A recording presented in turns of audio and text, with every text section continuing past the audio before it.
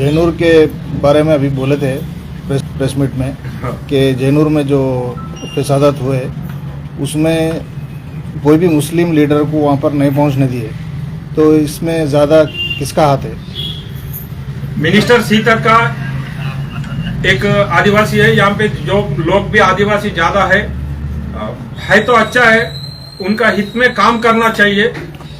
मगर उस दिन हम भी बताए అక్కడ రెండు వర్గాల మధ్యలో గొడవలు జరుగుతున్నాయి, తప్పు చేసినోడు ఒక్కడే। एक आदमी जो गलती किया उसको गलती पकड़ो, उसको सजा दो, होना तो उसको फांसी दो, अलग बात है, उसको निकाल दो। मगर पूरे कौम को, पूरे మైనారిటీస్ को దోషుల్లాగా చిత్రీకరించడం తప్పు అనే విషయాన్ని మేము చెప్పుకొచ్చినాం।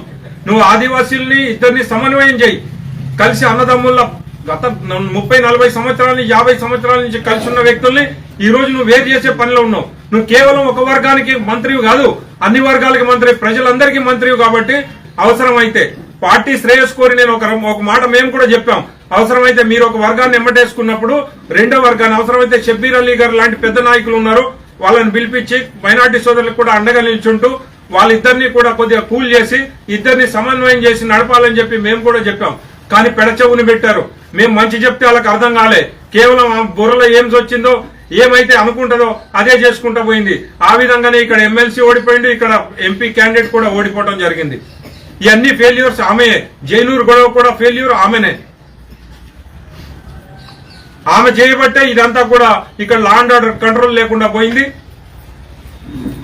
మేము చెప్పినాం గ్రౌండ్స్ నుంచి వచ్చిన వాళ్ళని ఆ బార్డర్లో వేయండి, మిగతా వాళ్ళని ఇక్కడ మంచి అధికారుల్ని, కరప్షన్ లీడర్స్ ని మంచోళ్ళని ఇమ్మంటే ఆవిడ ఇష్టానుసారంగా ములుగులో పనిచేసిండ్రని, లేకపోతే బయట వాళ్ళకి తెలిసిన వాళ్ళని, అక్కడ వాళ్ళని ఇక్కడ వాళ్ళని తీసుకొచ్చి అంతా ఇక్కడ ఆమె ఇష్టానుసారంగా నింపి ఎటు కాకుండా చేసి పెట్టింది।